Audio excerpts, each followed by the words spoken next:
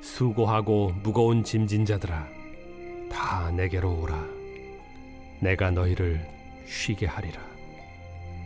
나는 마음이 온유하고 겸손하니 나의 멍에를 메고 내게 배우라. 그리하면 너희 마음이 쉼을 얻으리니 이는 내 멍에는 쉽고 내 짐은 가벼움이라. 오늘 우리 가운데 인생의 무게로 지쳐있는 영혼이 있거든 오늘 함께 나누는 말씀이 위로가 되길 원합니다. 또 쉼이 있고 회복이 되기를 소망합니다. 지난 시간에 이어서 이 회복 탄력에 대해서 또 말씀을 이어가도록 하겠습니다. 오늘 말씀에서 예수님께서는 수고하고 무거운 짐진 자들 다 내게로 오라 쉬게 하리라 말씀하십니다. 하지만 주님께서는 우리의 짐을 대신 지어주시거나 그 짐을 없애 주신다고 결코 말하지 않았습니다. 다만 그 마음을 쉬게 하고 다시 그 짐을 어떻게 져야 되는지 그 방법을 가르쳐 준다고 하십니다. 우리를 회복시키시고 일어날 수 있는 힘을 주시고 그 짐을 극복할 수 있는 능력과 방법을 주시고자 한 것입니다. 그 능력이 무엇입니까? 바로 회복 탄력의 능력이라고 말씀을 드렸습니다. 만일 감당하기 힘든 문제를 마주하게 되었을 때에 내 능력으로는 어찌할 수 없는 그 좌절하는 경우가 생겼을 때에 우리에게 주님이 주시는 그 은혜가 있다면 우리의 영혼이 회복되고 다시 일어나 그 문제를 극복할 수 있는 능력을 우리에게 주신다는 것입니다. 회복 탄력성의 가장 기본이 되는 것은 관계라고 했습니다.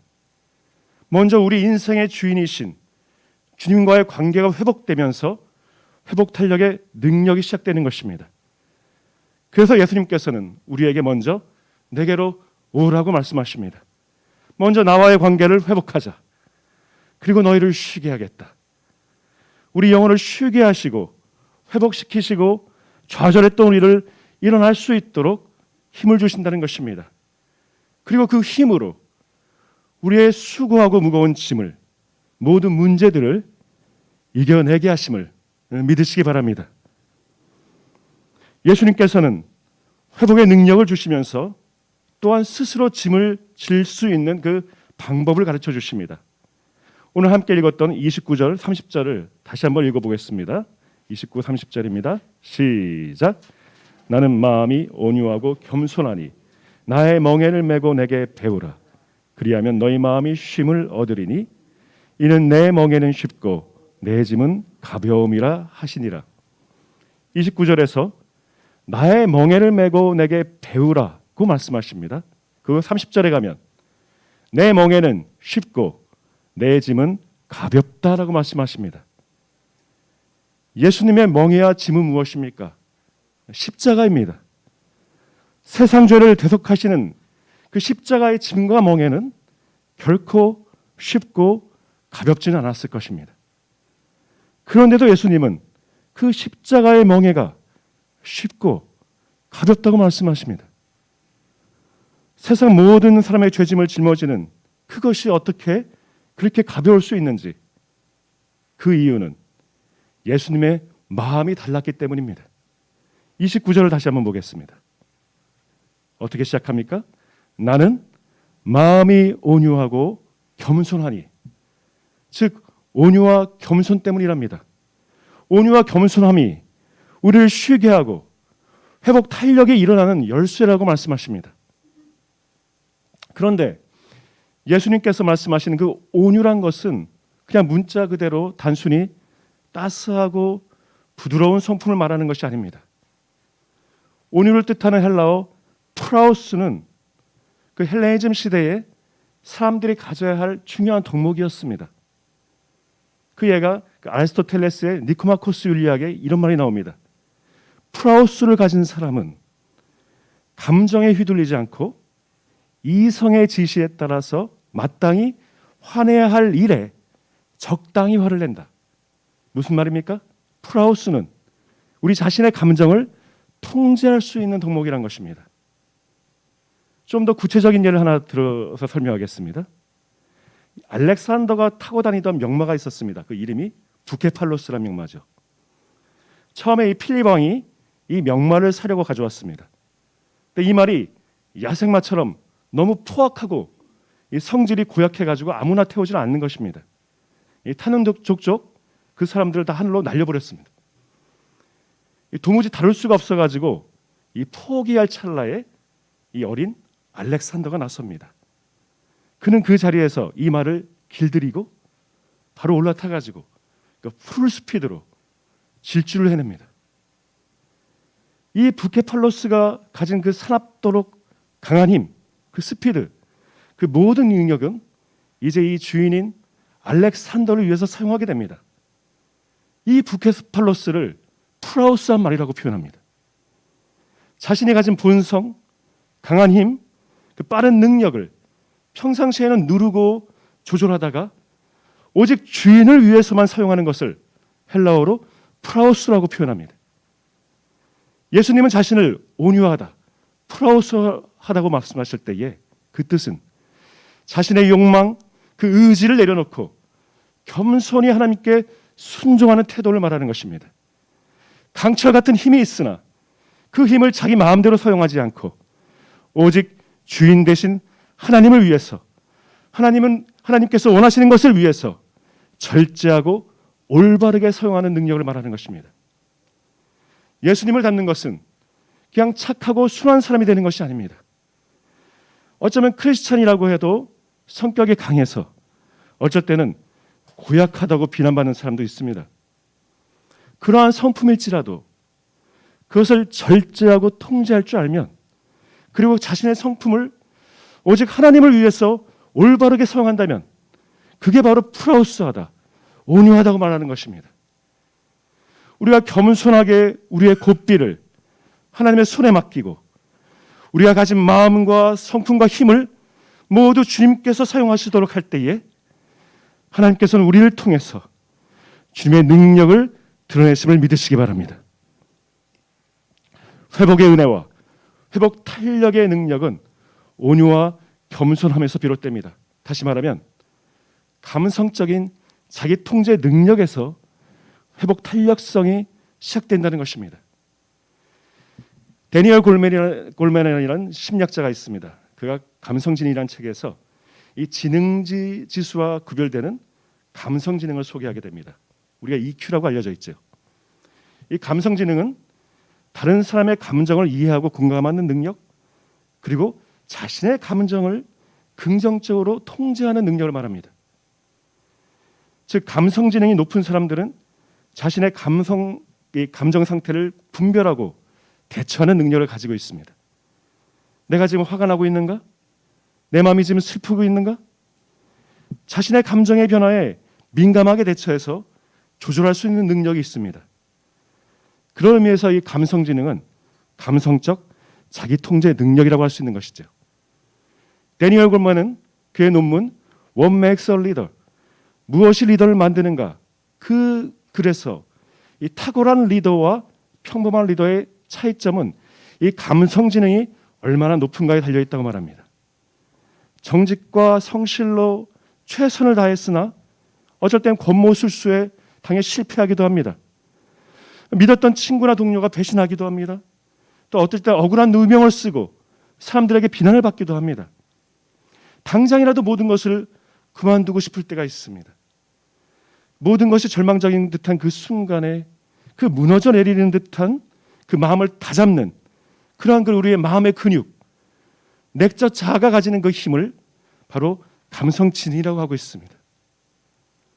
이러한 감성지능, 감성적 자기통제 능력을 예수님께서 자신의 멍에를 메고 배우라고 말씀하십니다.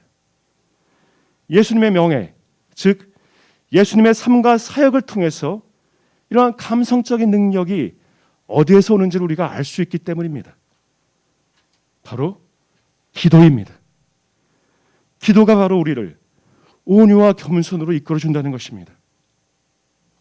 예수님은 공생애 동안에 살인적인 스케줄을 소화해내셨습니다. 아침부터 몰려오는 그 인파를 향해서 설교를 하시고 치유를 하시고 귀신을 쫓아내시고 다시 또 장소를 옮겨서 설교하시고 치유를 하시고 대적하는 사람들과도 논쟁을 하면서 아주 바쁜 시간을 보내십니다. 그렇게 바쁘면 지쳐서 마음이 흔들리기가 쉽습니다. 그럼에도 수많은 추종자들이 주는 그 칭찬에 현혹되지도 않았고 적들의 공격과 유혹에 넘어가지도 않았습니다. 왜냐하면 새벽마다 그리고 밤마다 기도하는 시간을 가졌기 때문입니다. 하나님과의 관계 속에서 회복 탄력의 힘을 채울 수가 있었습니다. 고요한 시간에 홀로 하나님과 교제하면서 하늘의 평안으로 그 마음을 채웠던 것입니다. 기도를 통해서 그 마음이 늘 평안으로 덮여 있었기 때문에 대중의 인기에 매몰되지도 않고 대적자들의 유언비어에 흔들리지도 않았습니다. 친구 같았던 그 제자들이 배신해도 동요하지도 않으셨습니다. 인간적으로 너무도 억울할 수 있는 그 십자가의 고난에도 흔들리지 않으셨습니다. 근심과 걱정이 끊이지 않는 상황이지만 예수님은 그 마음을 지킬 수가 있었습니다. 매일 아침, 저녁 하늘로부터 채워주는 그 성령의 은혜로 충만해 있었기 때문입니다.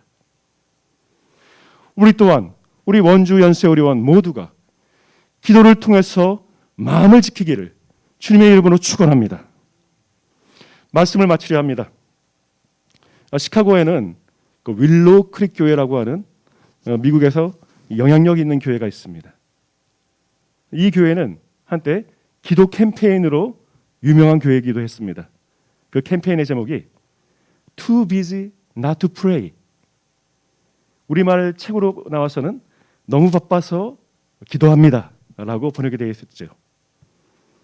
그 책에서 기도는 인간의 본성에 아주 부자연스러운 것이라고 말합니다. 이 바쁜 사람들에게는 이 기도가 방해꾼이 아닐 수 없다고 말합니다. 그래서 too busy to pray, 너무 바빠서 기도할 수 없는 것, 그것이 우리의 고된 삶의 모습일 수밖에 없는 것이지요. 그러나 우리가 바쁘고 힘든 가운데에서도 이 기도의 마음이 끌리는 이유는 하나님과의 관계, 그것이 오로지 기도를 통해서만 그 관계가 회복될 수 있기 때문입니다. 우리의 중심이 하나님으로 고정되어 있어야만 그 어떤 분주함 속에서도 우리의 마음을 지킬 수가 있기 때문입니다. 그래서 그 책은 Too busy not to pray, 너무 바빠서 기도 안 할 수 없습니다 라고 말합니다. 우리의 인생은 분주하며 매일이 전쟁이며 근심거리가 끊이지 않는다고 할 것입니다. 근심이 우리를 지배할 때, 전쟁 같은 삶의 문제가 우리 앞을 가로막을 때, 그럴수록 주님 앞에 나오시기 바랍니다. 근심이 오는 그 순간 그 자리에서 기도하시기 바랍니다. 그 근심과 염려를 주께 맡기고 주님과의 관계가 회복되기를 소망합니다. 그 기도가 우리를 온유와 겸손으로 회복 탄력의 능력으로 이끌어 주실 것입니다. 우리 원주 연세의료원 공동체 안에 기도가 끊이질 않으며 주님이 주시는 평안이 충만하기를 소망합니다. 어떠한 문제 앞에서도 우리의 감성을 통제할 수 있는 온유함의 성품이 우리 모두에게 자라나기를 주님의 이름으로 축원합니다. 기도하겠습니다. 원주 연세의료원 공동체의 주인이 되시는 하나님, 우리 구성원 한 사람 한 사람이 예수 그리스도를 닮기 원합니다. 어떤 시련이 닥쳐도 의연할 수 있는 온유한 마음을 주시고 그 안에서 쉬며 주님으로부터 힘을 얻어 모든 역경을 이겨낼 수 있는 회복 탄력의 사람이 되게 하옵소서.